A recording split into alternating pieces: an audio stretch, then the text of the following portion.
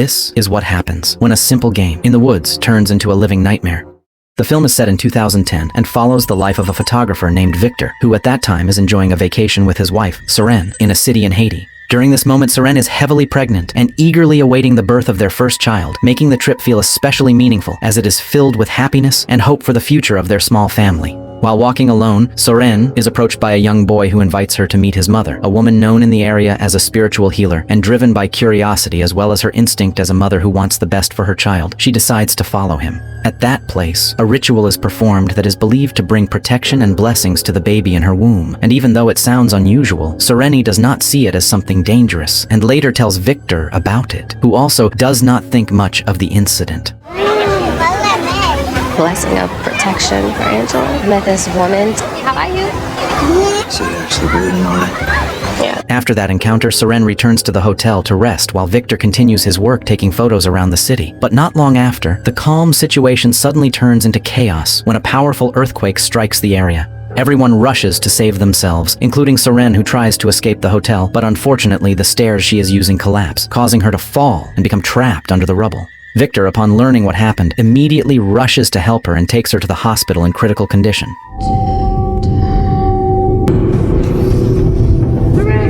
Your wife has serious injuries. Upon arriving at the hospital, Victor is faced with a situation that is completely against him, as the doctors explain that Sereni's condition is extremely critical and they do not have enough time or means to save both her and the baby. Victor is forced to choose between saving his wife or saving the child he's not even seen yet, and in such a situation there is no right choice, because whatever he decides will leave a wound that will never truly heal. In the end, time passes, and 13 years later, it is shown that Victor now lives only with his daughter, Angela, who is the only one left from that tragic event.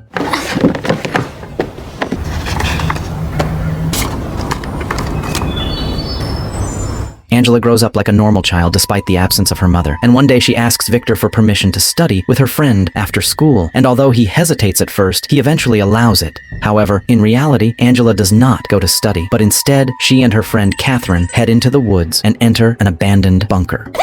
Excuse you! Pastors and saints lie and hold the pendulum and ask the spirit yes. Inside that place, the two of them attempt to perform a spirit summoning ritual that they see as nothing more than a game, without truly understanding what they are doing. But for Angela, there is a deeper reason behind it, as she hopes to communicate with her deceased mother, especially since she often feels as if she can still hear her mother's voice speaking to her.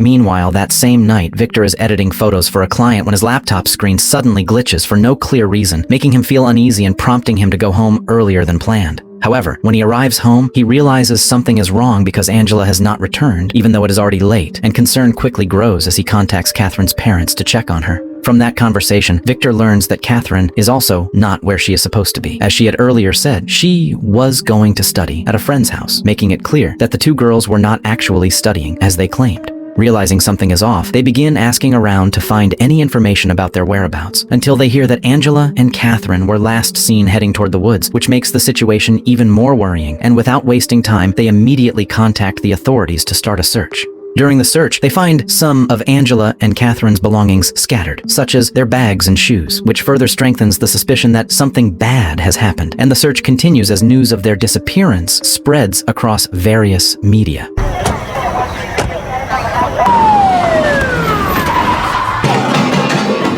Okay, it's okay. Angela and Catherine, they depart campus after school. Let's get you girls home safe. Let's do that.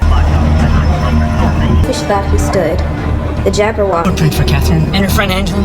If she's out there, please come home. Eventually, after 3 full days of searching, Angela and Catherine are found inside a livestock barn owned by a farmer, still alive but in a very strange condition, as both of them appear disoriented and cannot remember anything that happened during the time they were missing. After being found, Angela and Catherine are immediately taken to the hospital for further treatment, where both of them undergo a series of examinations to ensure their overall condition. At first, Victor and Catherine's parents suspect that the two girls may have been victims of kidnapping, considering they had disappeared for several days without any clear trace, but the medical results reveal something unexpected, as there are no signs of physical harm or anything suspicious on their bodies. If at any point you feel discomfort, please let me know. Now we have to do one last portion of the exam. I'm going to take down the button. sentence, okay? Dad, if you have any questions, Has she ever been treated with hypnosis? no. How are you feeling, honey? Are you in pain? Can you tell us anything that you remember? Just walking. When the doctors try to recall the last memories they still have, Angela and Catherine can only remember performing a spirit summoning ritual inside a bunker in the woods before it started raining, and they got lost while trying to find their way out. What feels strange is that both of them believe they were only in the woods for a few hours, even though in reality they had been missing for 3 days, leading the hospital to conclude that they are likely experiencing temporary amnesia. Although this explanation does not fully convince the parents, who still feel that something is not right and suspect that someone else may have been involved.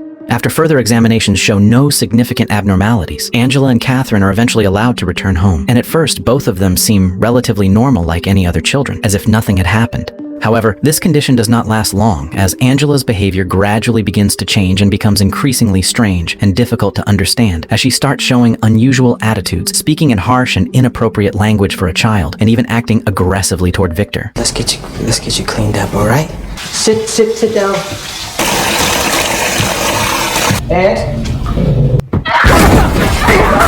Not long after that, Angela suddenly experiences violent seizures, forcing Victor to take her back to the hospital, where she continues to struggle uncontrollably until the medical staff have no choice but to restrain her and administer sedatives to prevent further harm. Yet the strange events do not stop there, as her fingernails and toenails begin to fall off one by one, accompanied by scratch-like marks appearing on parts of her body, making her condition even more disturbing. I think we're ready for the medical examiner. If someone can call him. Around the same time, Catherine also begins to show unusual behavioral changes, and even while attending church, she suddenly acts out of control, which leads her parents to bring her back to the hospital for further examination. It is a very special day. Brothers and sisters in the bottom of Jesus Christ. No. That Catherine. Catherine.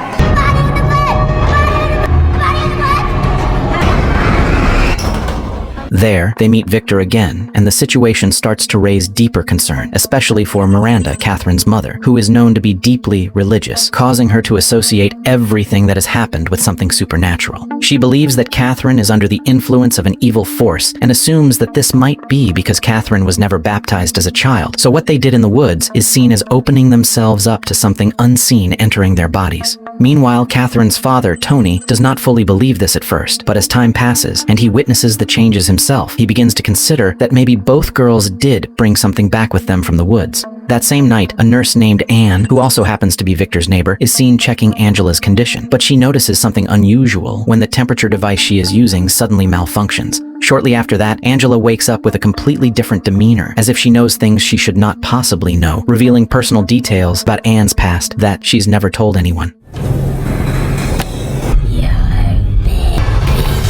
The next day, feeling that something is seriously wrong, Anne goes to meet Victor and gives him a religious book she studied when she was training to become a nun, because she becomes convinced that what is happening to Angela is not just a medical condition but something beyond logic. However, Victor does not immediately believe her, as since his wife's death he has lost his faith in religion and God, making him reluctant to accept anything supernatural. Even so, Anne continues trying to convince him by sharing her past, including a painful experience she has never told anyone about when she had to end her pregnancy due to an unexpected situation. And this is what shocks her the most, because Angela somehow knows all of it without ever being told, even knowing Anne's real identity. After hearing this, Victor begins to feel uncertain, and for the first time he starts to consider that what Anne is saying might actually be true. Driven by growing curiosity and concern, Victor finally opens the book given to him by Anne, and from it, he learns that it was written by Chris McNeil, a woman who once went through a similar experience in the past when her daughter, Reagan, was involved in an incident that defied logical explanation. In the book, Chris recounts how her daughter was once in a terrifying condition under the influence of a dark force, an event that ultimately changed her life and led her to become a writer while also helping others who faced similar situations.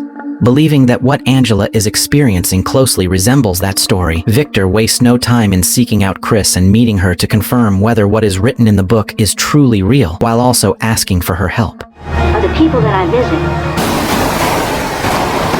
I want to talk about Reagan, about her exorcism. During their meeting, Victor shows her a photo of Angela, revealing the words "help me" carved into his daughter's body, which immediately brings Chris back to the events from decades ago, as what Angela is experiencing feels strikingly similar to what happened to Reagan. However, Chris also reveals that after the book was published and gained widespread attention, Reagan did not like her story being shared and eventually chose to leave Chris, and to this day her whereabouts remain unknown. Despite that, Chris decides to help Victor and they go to the hospital to see Angela's condition firsthand.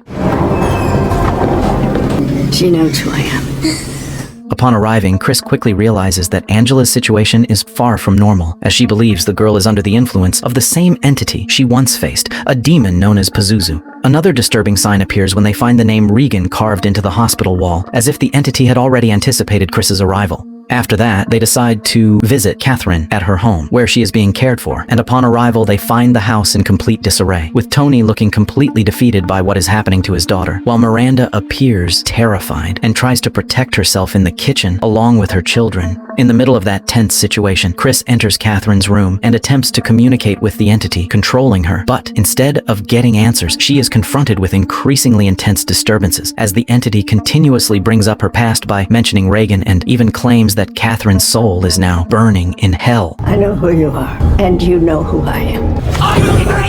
I come here to return life to this child.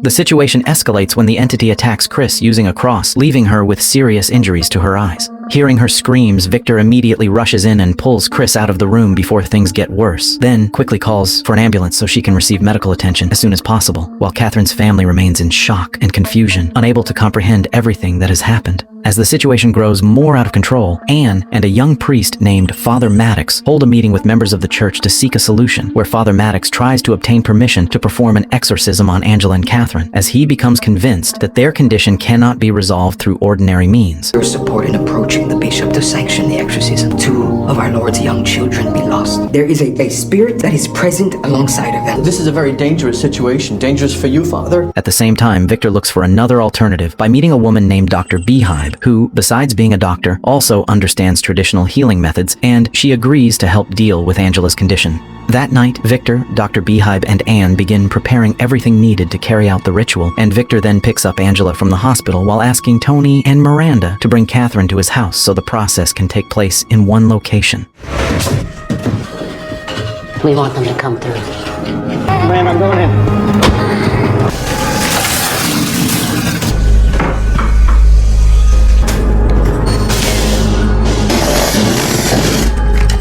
Once all preparations are complete, they only need to wait for Father Maddox to arrive to assist from a religious perspective. But the situation becomes complicated again when he arrives with the news that the church has refused to grant permission for the exorcism due to the high risk involved, especially considering the unstable condition of both girls, which could lead to something far more dangerous. Even so, Victor insists on continuing the ritual with or without official support from the church, as he feels he has no other choice. And before leaving, Father Maddox gives Anne a Bible and asks her to carry out his role in representing the religious side of the ritual. We're almost ready. Everyone is gathering inside. I am sorry, I cannot be a part of this. I spoke to the diocese. Girls would best be out through psychiatric. We're doing it, with or without you, Father. What you're doing here is dangerous. Here, hold on tight. The ritual finally begins by combining different methods from various beliefs, where Anne starts by reciting verses from the Bible as a form of protection, while Dr. Beehive prepares her traditional methods that she believes can counter the force, including giving protective charms to everyone present to keep them safe from harmful influence.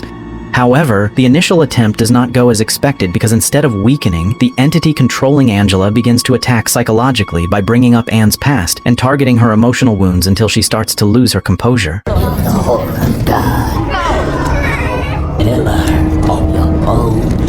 We need to try something else, something different, something new.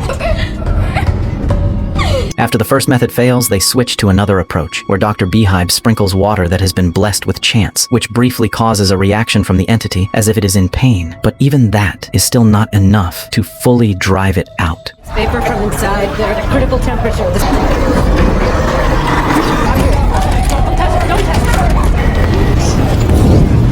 As the situation grows more intense, Father Maddox finally returns to Victor's house, still torn between following the church's orders or helping them, while at the same time, the entity begins to manipulate Victor's mind by bringing back memories of the past, revealing that when he was forced to choose, he had actually chosen to save Soren, not the unborn child. But because Serena's condition could not be saved, the doctors ultimately chose to save the baby, Angela. This truth is then used by the entity to shake Victor's resolve, questioning why he is now desperately trying to save a child he once did not choose, until eventually the entity presents them all with another choice, forcing them to decide who should be saved between Angela and Catherine. Realizing that this is nothing more than manipulation, Victor and Miranda refuse to choose because they understand that any decision will only make things worse. But not long after that, Father Maddox decides to help them, despite going against the church, only for the situation to spiral completely out of control as the force they are facing proves far too powerful. And in the end, Father Maddox is unable to survive and loses his life. I charge you, Satan, of cancer.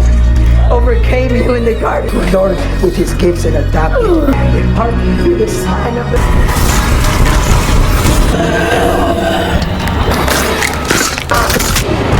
As the chaos reaches its peak, Tony, who is already overwhelmed with despair, loses control and chooses Catherine as the one who should be saved, without realizing that the choice itself is part of the entity's deception. I choose you, Catherine! I choose Catherine!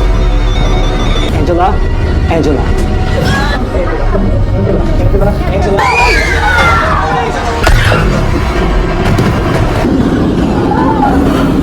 The moment that decision is made, Angela's condition changes drastically. Her body lifts, and she briefly shows no signs of life, while Catherine regains consciousness as if she has been saved. Angela!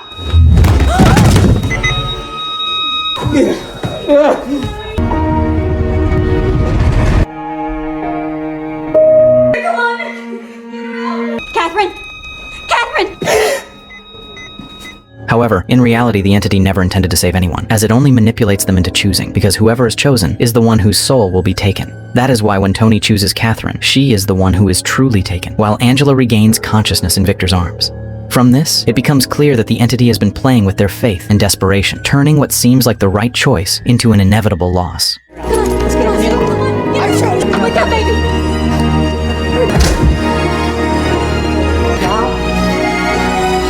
Wake up, it's right here, come on! After everything is over, the authorities and medical team arrive at the scene and immediately check Angela's condition, while Tony is left devastated, overwhelmed with regret as he realizes he has fallen into the entity's manipulation.